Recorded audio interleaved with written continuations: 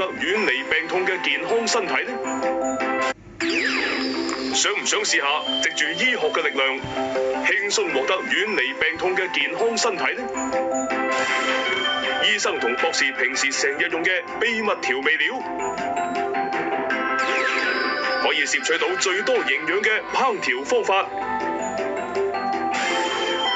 今集我哋將會介紹醫生同博士親身採用嘅健康飲食法，主題係主診醫生嘅食桌。首先係一種可以幫大家帶嚟健康嘅調味料。日本人常用糖、鹽、醋、豉麵，係呢啲調味料當中得一樣同糖尿同鈉無關，所以好健康。喺漢方係屬於藥嘅裏邊，一直以嚟都話佢可以提升藥嘅功效。高血壓、高血脂、高血糖，食一樣嘢就可以將呢三兄弟一網打盡，實在係非常理想嘅食材。呢種好似魔法一樣嘅調味料，到底係咩呢？我哋嚟到東京農業大學拜訪一位熟悉呢方面嘅博士，對方約咗我哋喺大學嘅食堂見面。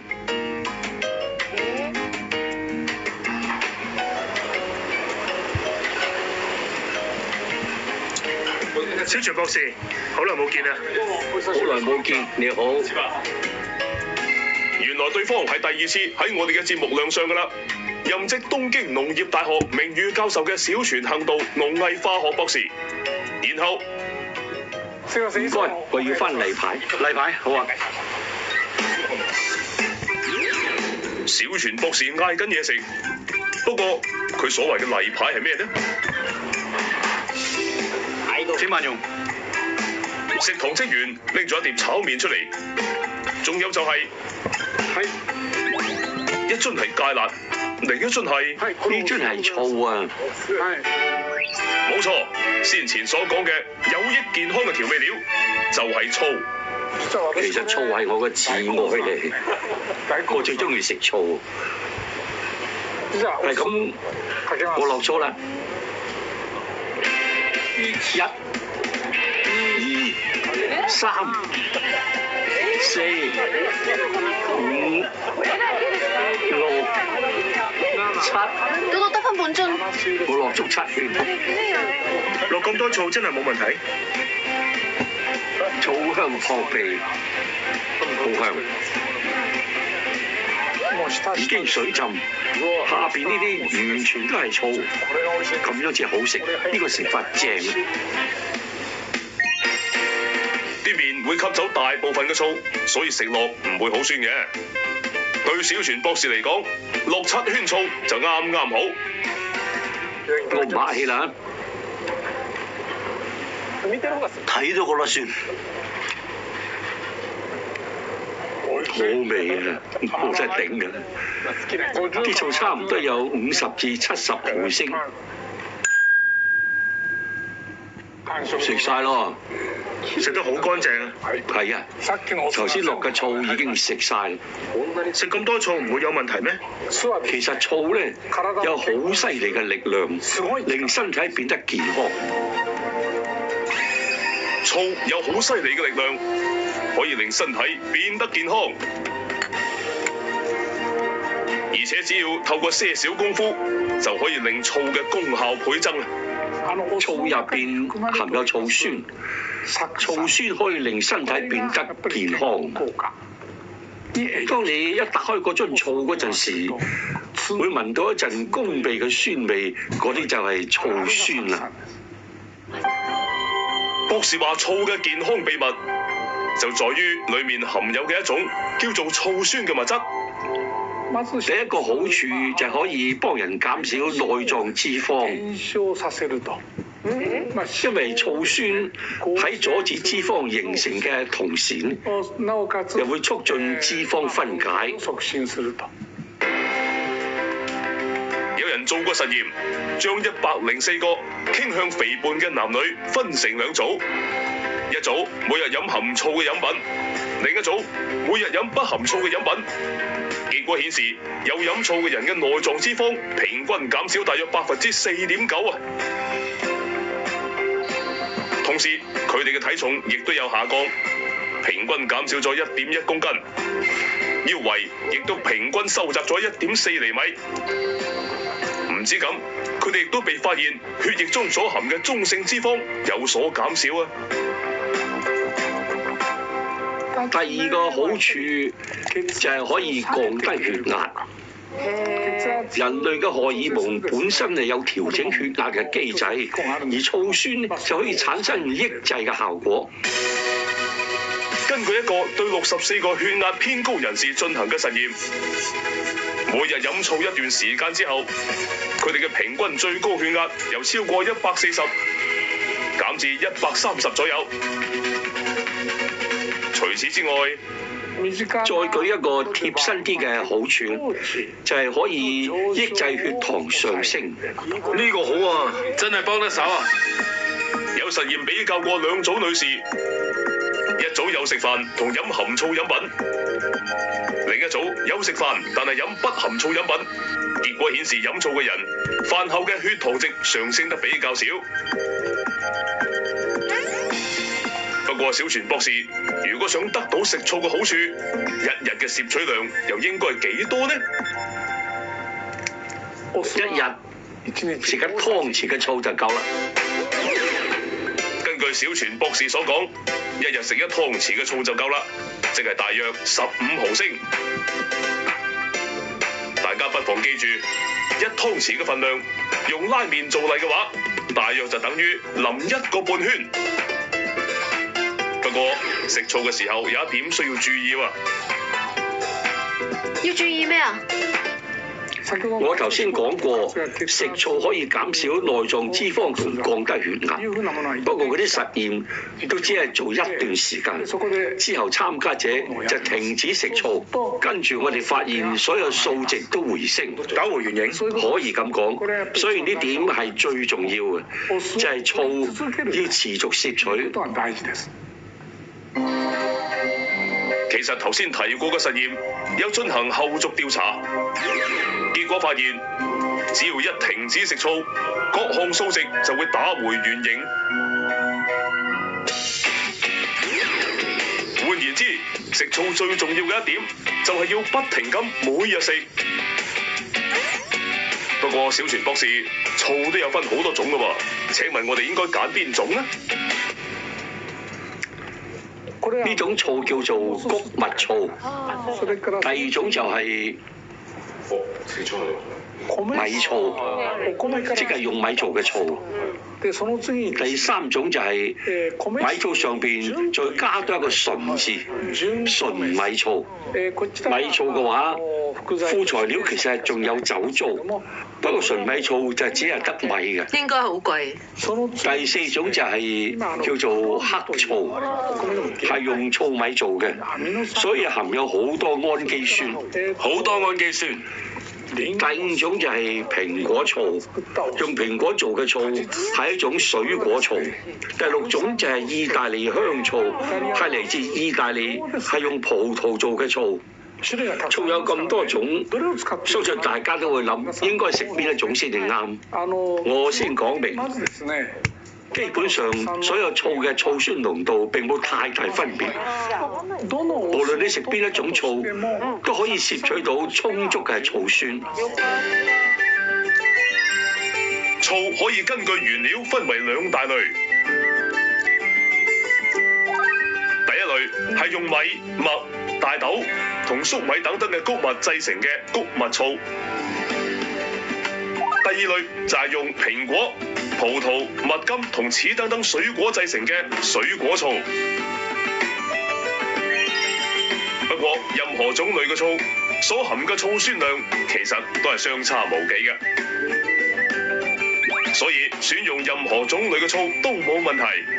最重要嘅係每日持續攝取1湯匙嘅份量。有鑑於此，我哋一於去請教小泉博士，睇下佢係點樣日日食醋又食得滋味嘅。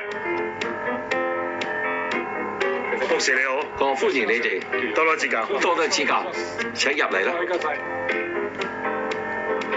小泉博士2個仔女已經自立，而家只係同太太一齊住。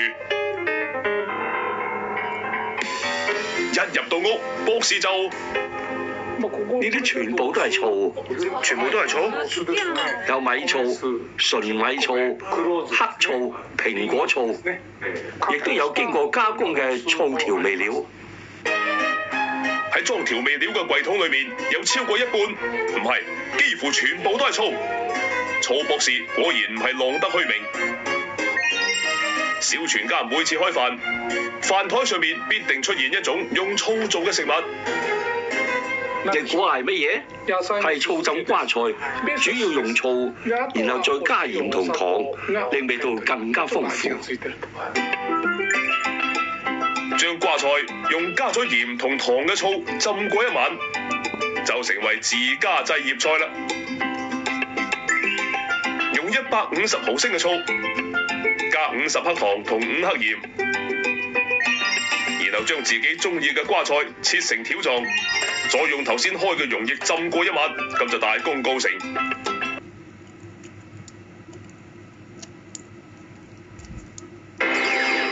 用醋煮食，小全博士會採取乜嘢科學方法呢？小全博士開始製作今晚嘅晚餐，佢將會展示多種科學家先至會識得用嘅煮食方法。我準備咗花甲，我諗住用呢啲花甲嚟整麵豉湯，呢度亦都會用到醋。麵豉湯落醋？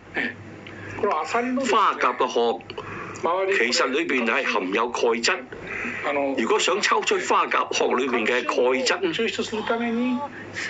就要用到醋酸啦。落醋嘅話，啲鈣質就會出嚟。鈣質會融入醋裏邊嘅。根據小全博士所講，花甲殼含有鈣質，比起只用清水去煮，加醋去煮可以萃取出多4倍或以上嘅鈣質。用800毫升嘅水同埋1湯匙嘅醋，呢個份量嘅醋對味道基本上唔會有任何影響嘅。雖然話落少少醋就可以比平時吸收到更多嘅鈣質，但係同時又出現另一個問題喎。加鹽唔係會令醋揮發嘅咩？我都想問啊。係。醋酸飛走嘅溫度，揮發嘅溫度係攝氏118度，比水嘅沸點高好多。所以就算煮到水滾都好咧，醋酸都未至於會揮發。醋一向俾人加熱就會揮發嘅印象，不過就算加熱到水滾，醋酸嘅成分亦都唔會消失。畫面見到嘅就係小全博士今晚嘅晚餐啦，有自家製醃菜、醋浸青瓜章魚，仲有醋青魚等等。小全博士平日嘅晚餐有超過一半個菜式都有用醋喺入邊嘅。係咁，飲呢個花甲湯先啊！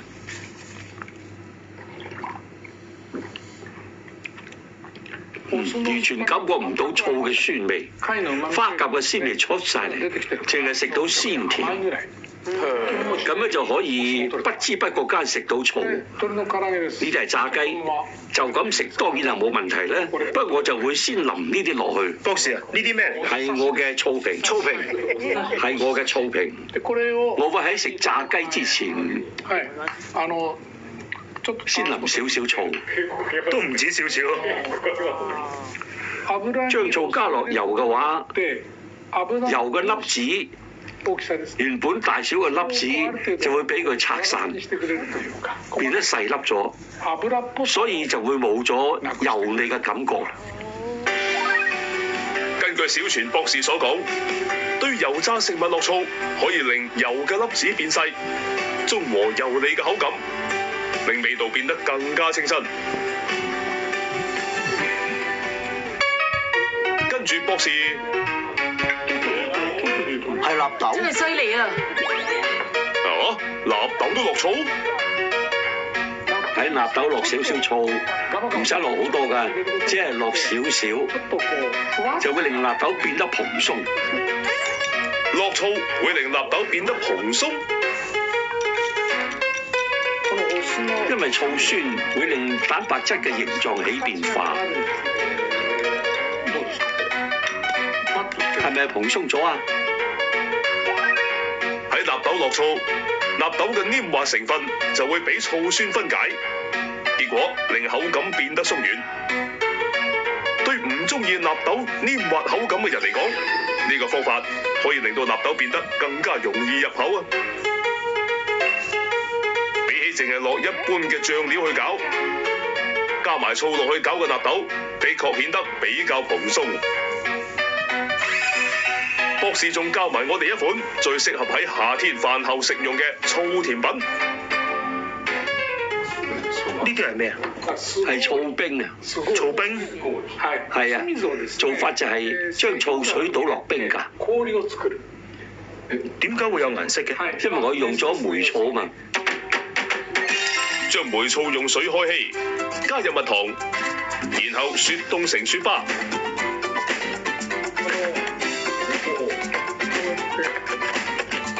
可以直接放入口，等佢喺口度溶解，又冰凍又好味。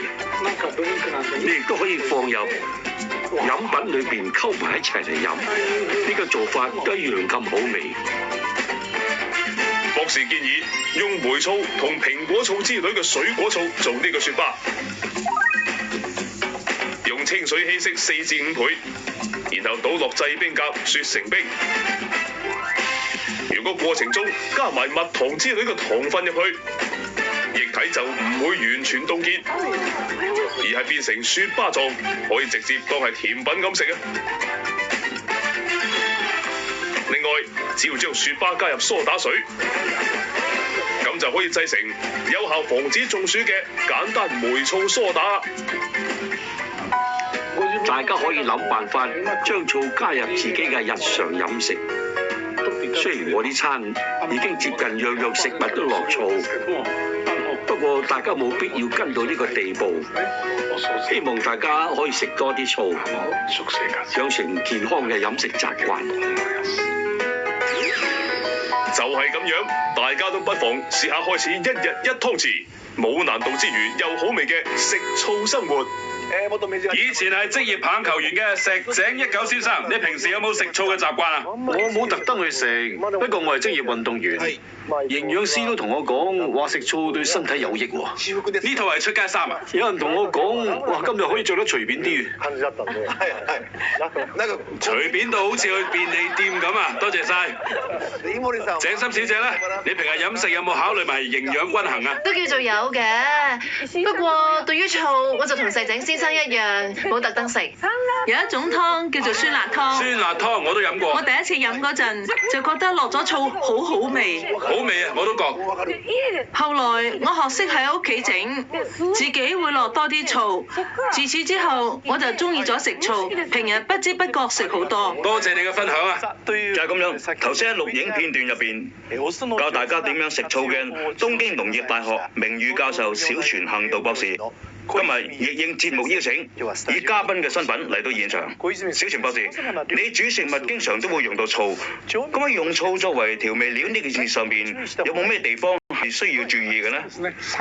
要注意醋酸沸騰嘅溫度，醋酸嘅沸點係攝氏118度，所以炆燉可以喺烹調過程中落醋。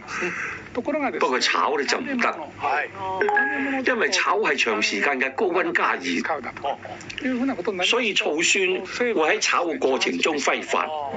所以我會建議大家喺食物炒好咗之後，先至再落醋。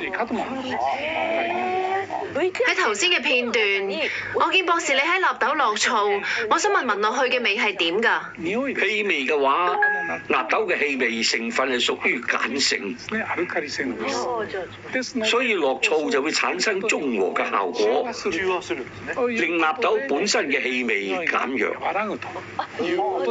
對唔中意納豆嘅人係好方法啊！咁從醫學嘅角度睇，醋係一種點樣嘅調味料嚟呢？我哋首先請秋津醫生講解下。好，醋非常少缺點，同時對身體有好多好處，係一種非常好嘅調味料。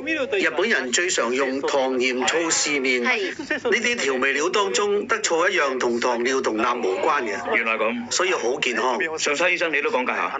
我平時都成日講危害健康嘅壞蛋三兄弟係高血壓、高血脂同埋高血糖，而醋對呢三樣嘢咧都好好，食一樣嘢就可以將呢三兄弟一網打盡，實在係非常理想嘅食材嚟。好，丁醫生，你覺得醋係點樣嘅嘢嚟嘅呢？喺漢方入邊，醋係屬於藥嘅類別。不過我哋唔係要病人直接飲醋，而係用醋去送藥丸。咁樣做可以提升藥效，呢個係自古以嚟嘅講法。醋有咁樣嘅用法。根據丁醫生所講，食漢方藥嘅時候用稀釋5倍嘅醋去送，據講係可以提升藥效嘅。聽咗咁多位醫生講完，我哋而家知道醋係一種非常有益健康嘅調味料。咁我哋具體上應該要點樣食醋先至係最好嘅呢？辛苦小姐。係，請大家睇睇熒光幕啊！香醋後學習，醋嘅奇妙用法。邊個啊？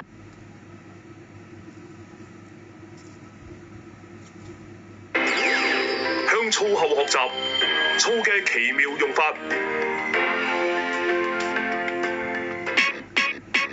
我哋知道食醋對身體有益，不過要每日食1湯匙，做起上嚟都唔容易啊！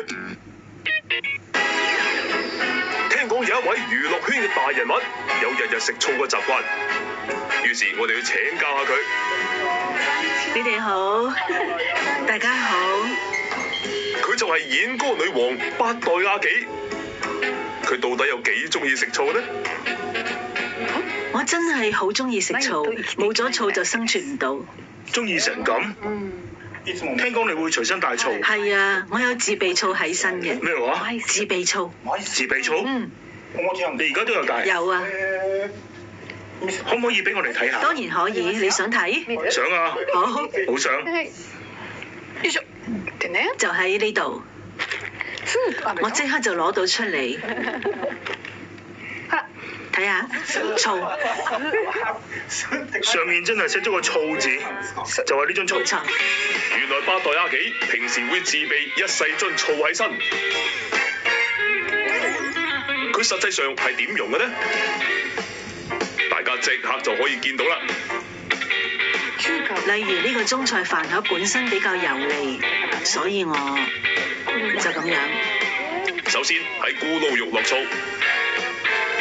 然後彩椒肉絲都落醋，唔止咁啊！榨菜都落，榨菜都要落咁多先夠。我唔客氣啦，你哋睇下呢嚿咕嚕肉幾大嚿？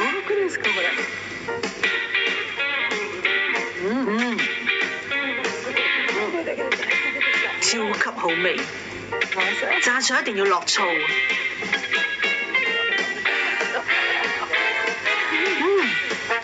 好味。到咗另一日，攝製隊喺八代亞紀錄節目嘅時候，再去採訪。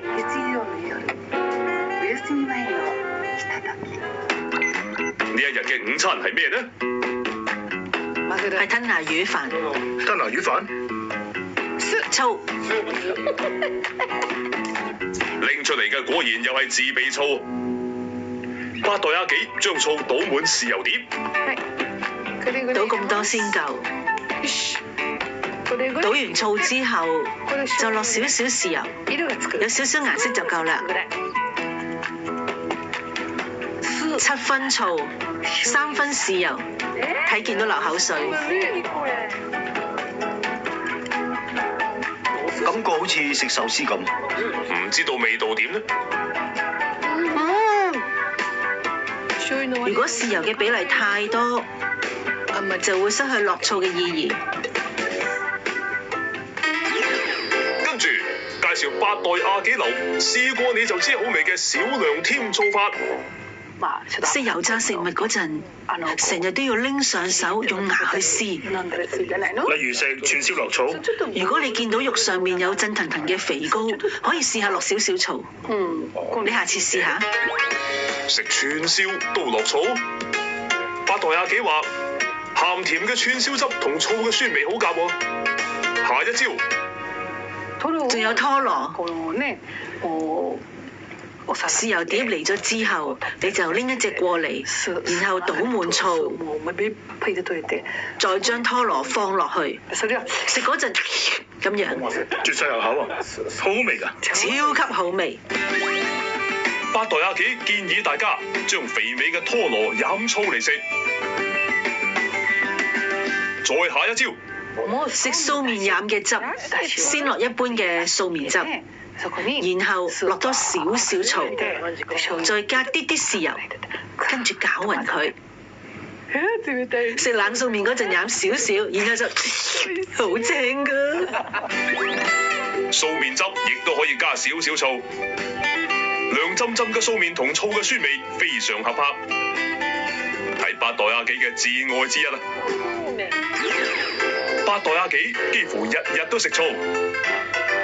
係咁，佢感唔感受到食醋帶嚟嘅益處呢？我從來都冇病過。真係㗎？真㗎，我都咁大年紀啦，就喺今年1月，因為身邊個個同事都叫我去驗身，所以我就一次驗晒所有嘢，照埋個胸，總之全部做晒。跟住我收到報告，咩問題都冇。真㗎，一啲問題都冇，所以呢份報告就係事實證明食醋絕對有益健康。醫生話我嘅血管年齡只係得30幾歲，真係好犀利啊！冇錯，係啊，血糖值同血壓都完全冇問題，而且八代阿幾仲親身感受到以下嘅效果。我從未試過有皮膚嘅問題。你啲皮膚的確好靚，好似皺紋啊、色斑啊，我真係好少有呢啲嘢。我覺得係醋嘅功效，醋真係好犀利，係乖乖仔。八代阿幾日日食醋，佢嘅身體咁健康，話唔定都係拜醋所賜啊！如果係咁，我都一定要試下。你應該1年先會有1次皮膚問題。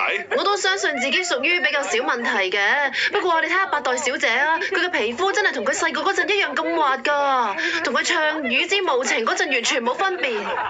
即係58戰爭嗰陣。係啊。當年伍夢宏同八代阿幾爭奪日本唱片大獎，史稱58戰爭啊！真係一直都冇變，一直都係咁靚啊！佢而家話其實係拜食醋所賜。如果真係佢咁講，食醋可以令皮膚咁靚又冇病冇痛，咁我錄完節目就即刻去超市買晒所有醋翻屋企。人人都會咁諗，好想食多啲，甚至就咁飲。頭先睇見八代阿幾對食醋非常之有心得，新妹小姐，不如我哋請教埋在場咁多位主診醫生咯。好。節目主診醫生親身採用兼超級推薦嘅食醋方法。秋俊醫生建議用醋同胡椒粉配搭某樣好受歡迎嘅中菜。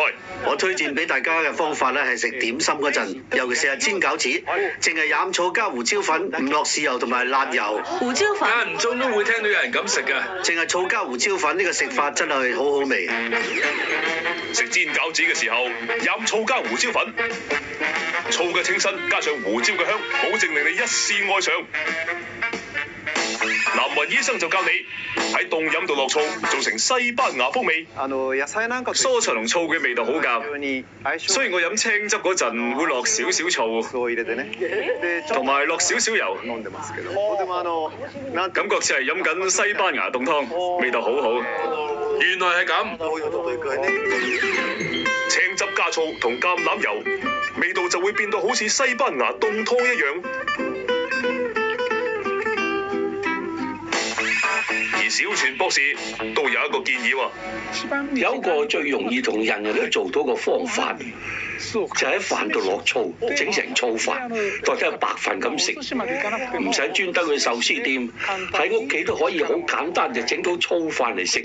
我覺得呢個方法係最好。冇錯，喺白飯上面淋少少醋，整成醋飯。醋飯其實比好多人想象中更加百搭嘅。我屋企嘅飯台上面永遠都擺住赤醋，家陣所有高級壽司店都係用赤醋嘅，我自己屋企都有。跟住每當有刺身食嗰陣，我都會喺白飯上面淋赤醋，整成醋飯代替白飯咁樣食。咁樣啊？我對食嗰方面好講究㗎。即係你喺屋企食刺身嗰陣，就會自己炮製壽司飯。水準同高級壽司店有得揮呀！有得揮也，有得揮也，忍。好，新抱小姐，我哋繼續睇落去。好嘅，一齊睇下一個主題。唔中意食醋嘅人都容易接受，現時備受注目嘅問號醋。石井先生，味道唔一樣嘅醋，味道唔一樣嘅醋，你呢個形容都幾唔清晰喎。我嘅意思係，雖然係醋，但係味道唔似醋。味道唔似醋嘅醋。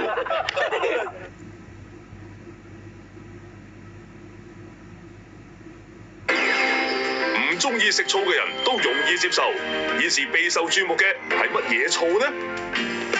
聽講有一間食肆用緊呢種醋，我哋於是揾到嚟東京呢間門外大排長龍嘅人氣拉麵店。係拉麵？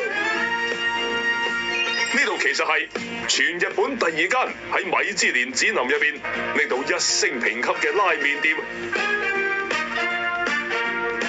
所以呢度真係極具名氣㗎。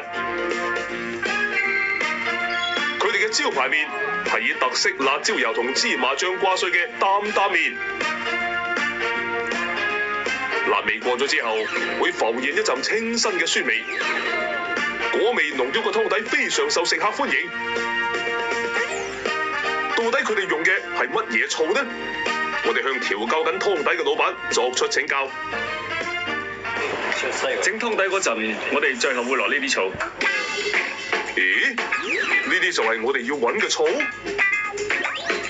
清新得嚟，又果味濃郁，呢種究竟係咩醋啊？請問你最後落嗰啲係咩嚟嘅？係蘋果醋。蘋果醋？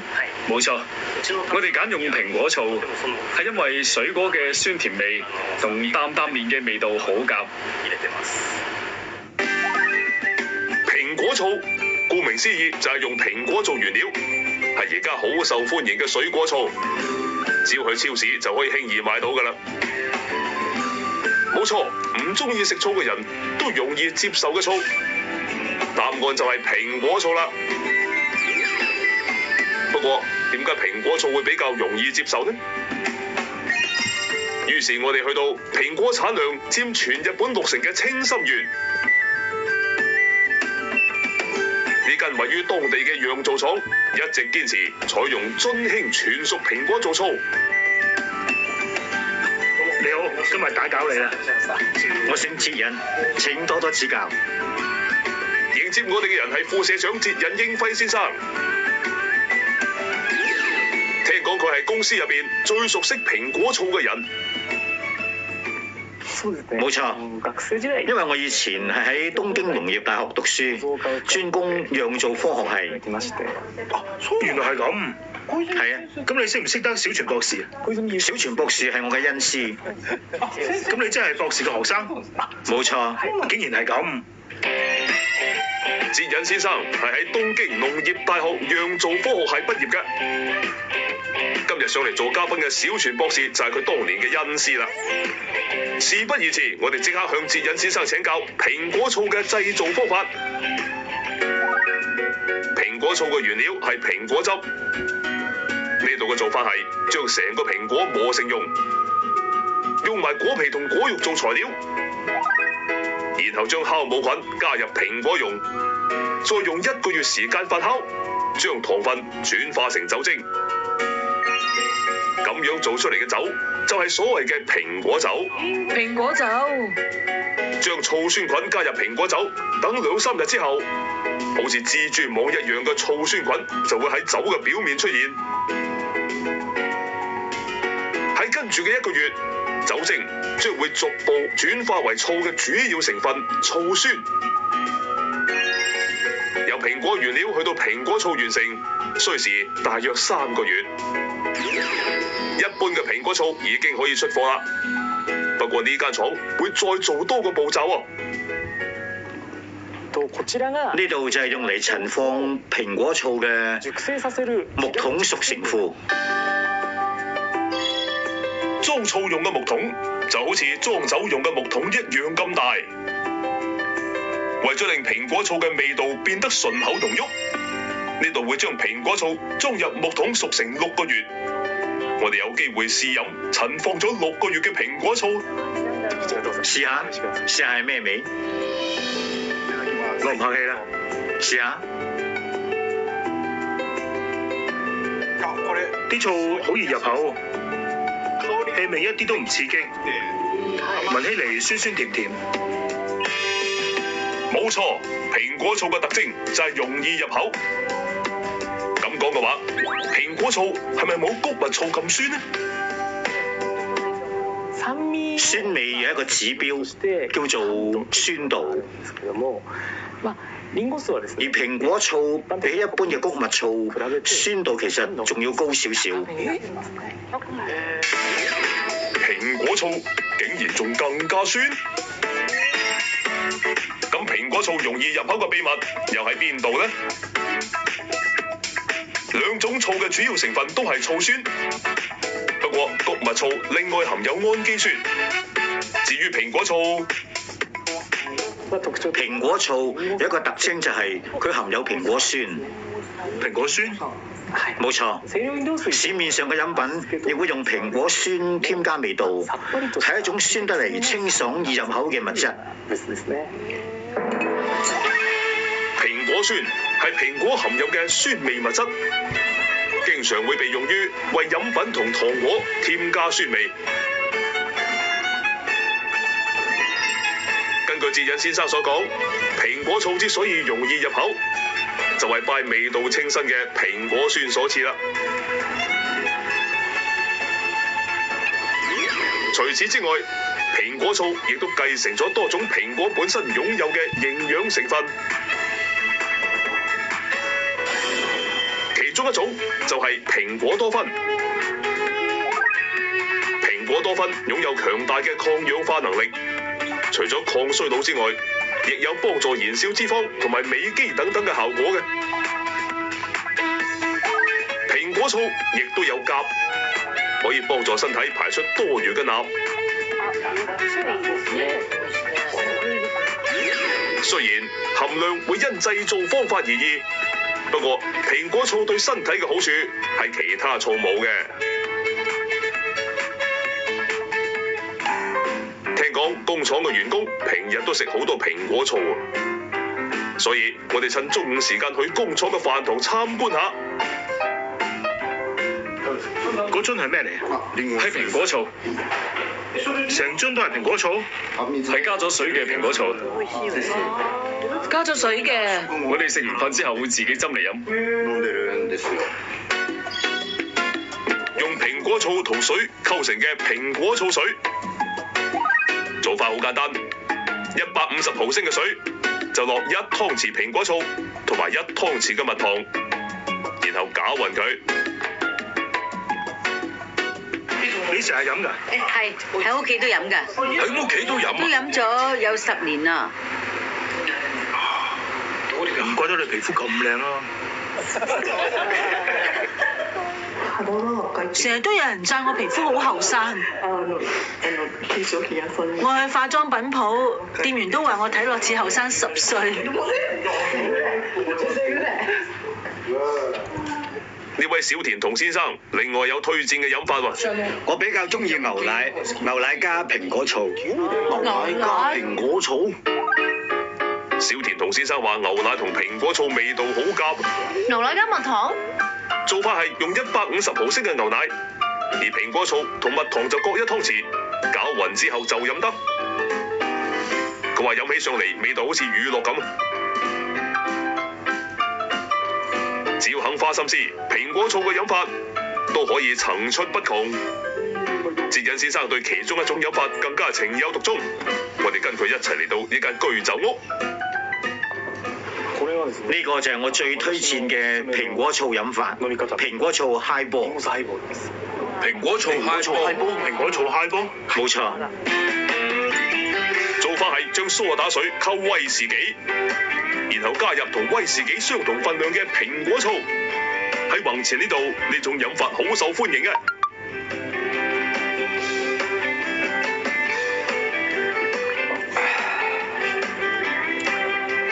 好味，同酒都夾到，咁蘋果醋咪萬能。如果你話用嚟溝其他飲品，咁蘋果醋真係百搭。蘋果醋可以配搭多種飲品一齊享用，大家有機會都不妨試下。可以溝酒呢點非常好。又係酒，你淨係中意酒嘅。井心小姐咧？睇落好似好好飲啊！例如蘋果醋溝蘇打水，應該會好好味。同埋牛奶溝蘋果醋，我好想知道味道會係點啊！你有興趣想知？我好奇想知啊！既然係咁，我哋特別準備咗牛奶、蘋果醋加蜜糖調製而成嘅蘋果醋牛奶。聞到醋嘅味啊！就味似乳酪，哦，乳酪，好似飲緊酸奶。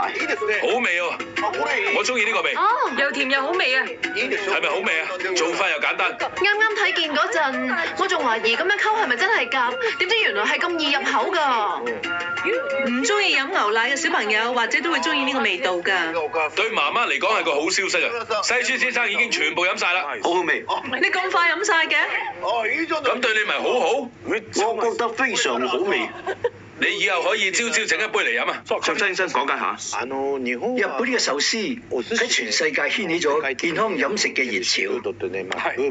日本自古以嚟就有好多用醋做嘅食物，雖然有谷物醋已經好足夠，不過水果醋有個好處係含有多酚，水果個皮含有多酚，所以食水果醋可以攝取到多酚，呢點係水果醋嘅一大優勢。邱俊醫生，食醋嗰陣有冇咩地方係需要注意嘅咧？蛋白質同腸胃嘅黏膜其實唔係好受得醋酸嘅刺激嘅，所以醋最好用嚟做調味料或者係溝其他飲品。就咁直接飲嘅話咧，我就唔係好建議啦。湯山小姐，你有咩感想啊？我以後會帶住一樽醋喺身，學八代雅紀咁樣，食咩都落醋。各位電視機前嘅觀眾，你哋覺得點呢？如果你對今集介紹嘅任何一種食醋方法有興趣嘅話，不妨將佢加入日常飲食之中，令自己可以青春常駐，身體健康。